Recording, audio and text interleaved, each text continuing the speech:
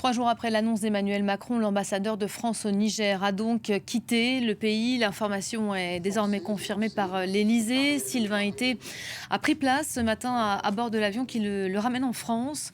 Son départ a été réclamé par la junte depuis le 25 août dernier à Niamey. Stéphane Ballon, bonjour.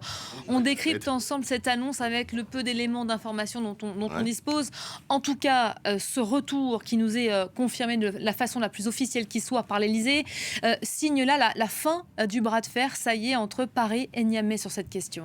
Oui, je pense qu'on peut même dire que tout est bien qui finit bien pour Sylvain Ité, pour l'ambassadeur de France à Niamey, même si pour la diplomatie française, on ne peut pas dire que c'est un franc succès, on connaît l'histoire. Rappelez-vous, fin août, les militaires au pouvoir au Niger avaient déclaré Sylvain Ité persona non grata. Les forces de sécurité nigériennes avaient pour ordre de l'arrêter et de l'expulser. Et depuis, il était reclus dans les murs de l'ambassade. Et sa situation est devenue très compliquée, intenable, difficulté d'approvisionnement en nourriture, en eau, mais aussi en électricité. Dimanche soir, Emmanuel Macron, en annonçant son retour, disait qu'il revenait à Paris dans les heures qui suivaient cet entretien télévisé. Finalement, ça a pris plus de temps que prévu, 2 jours et demi. Voilà, aujourd'hui, il est parti, il a quitté Niamey ce matin.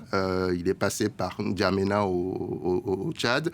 Et là, il est à bord d'un avion qui le ramène à Paris. Voilà pour l'ambassadeur lui-même. Quid maintenant des 1500 militaires français dans la région?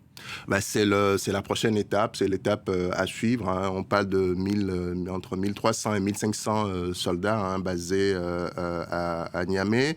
Emmanuel Macron, dans son annonce du dimanche, disait que ça allait se faire de manière ordonnée d'ici à la fin de cette année.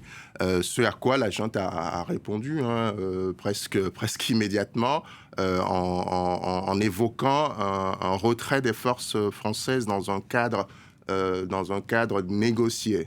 Donc, est-ce que la junte va demander un départ plus avancé, c'est-à-dire avant la fin de cette année?